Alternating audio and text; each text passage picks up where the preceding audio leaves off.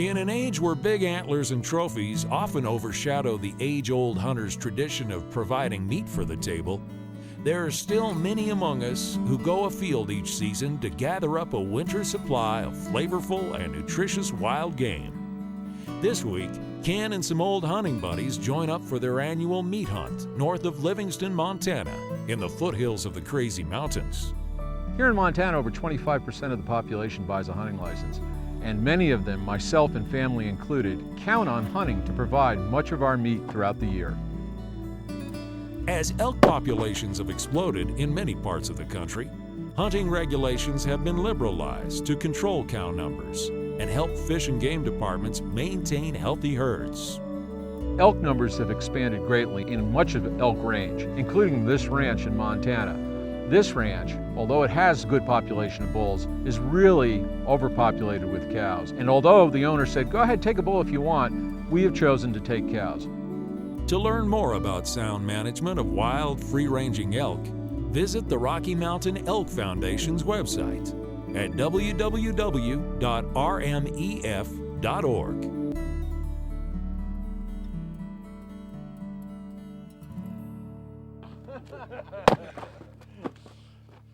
Can't slow me down that way. There are a few greater pleasures in my life than hunting with old friends. Tom and I have hunted for 35 years, Dennis for 20, and Stuart, who's the youngster in the crew, has been hunting with us for 10 years now. Our annual elk camp here in Montana is the equivalent of great deer camps all over the United States, whether they're in the Catskills or in Pennsylvania or in the Deep South, something that we look forward to and we wait for all year long. A couple of hours after parting ways with his friends, Ken stops to glass a hillside of broken cover and sees some movements. It's a spike bull with some cows.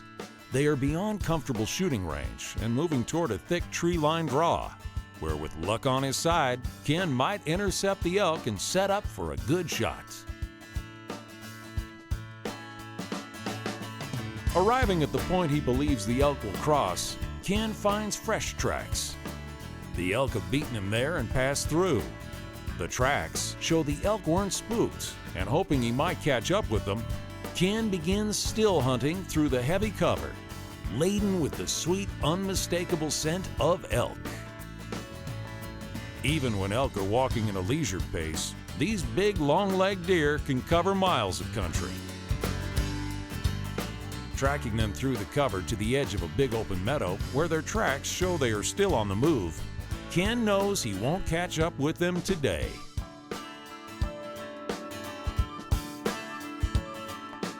Gaining access to this ranch is really a prime example of a good relationship between a landowner and hunters. Access to good quality hunting on private ranches can cost a hunter thousands of dollars. But sometimes access can be gained just by taking the time to know and understand the owner's needs. About 10 years ago, a friend of mine was talking to the owners and they felt a little uncomfortable with leasing it out to the highest bidder.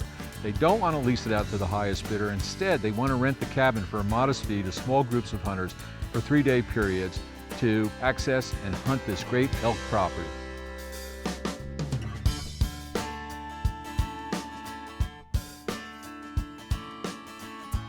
The first day of the hunt ends without an elk for Ken or any of his friends. But they've all seen elk. Back at the cabin, they share a drink, a meal, and swap stories. And talk about tomorrow, and of the elk they hope to get.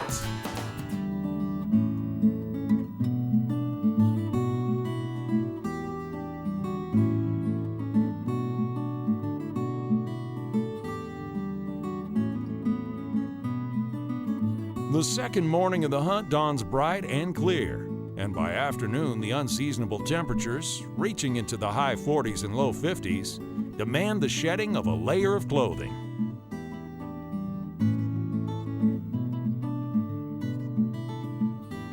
The varied terrain and cover of the ranch, set at the base of the high peaks, provides perfect habitat for both elk and mule deer. There's everything from patches of thick conifers, which provide thermal protection from the bitter cold, to open sagebrush and grasslands, where feed is abundant. Although the 270 is a popular rifle out here, and I'm a believer in having a 30 caliber or something even a little bit bigger. I shoot a 30-06. I was shooting premium 180 grain bullets. A lot of guys like a 300 Winchester mag, some like the 338, and truthfully on elk, it doesn't even hurt to bring along a 375 if you don't mind shooting it.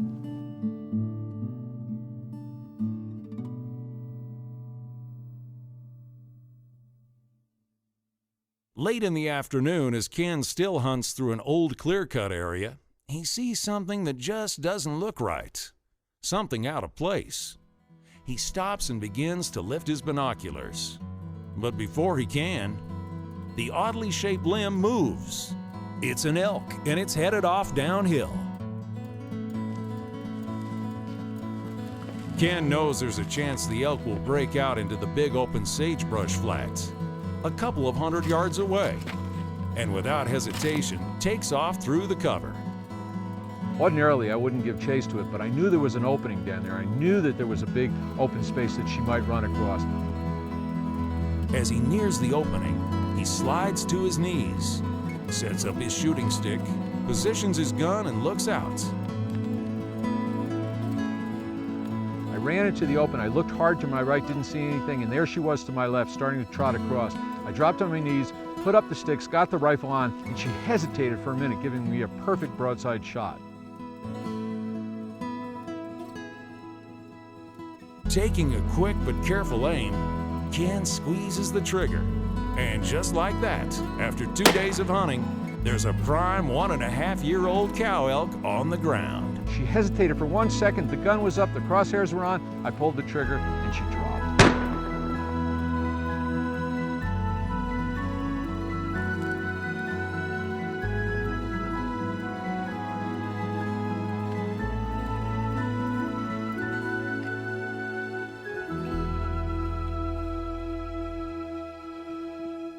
Well, one of the pleasures of hunting with old friends in the gang that you're used to, when you get an elk, which is a large animal, it's really fun to have friends around.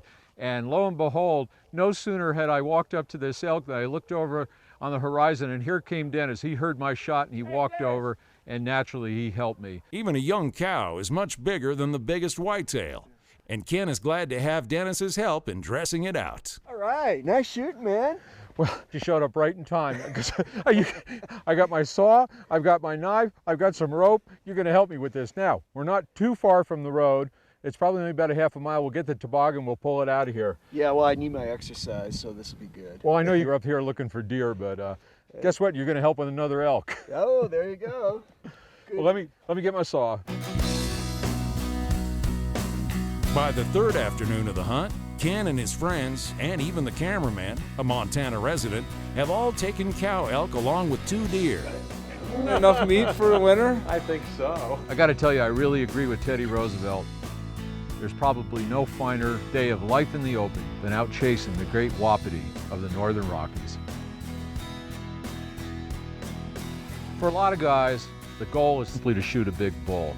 For those of us who really truly love to hunt and eat elk, it's getting a nice cow and putting it in the freezer for the winter. It has been a wonderful hunt where life in the open has once again provided sustenance for both their bodies and their spirits.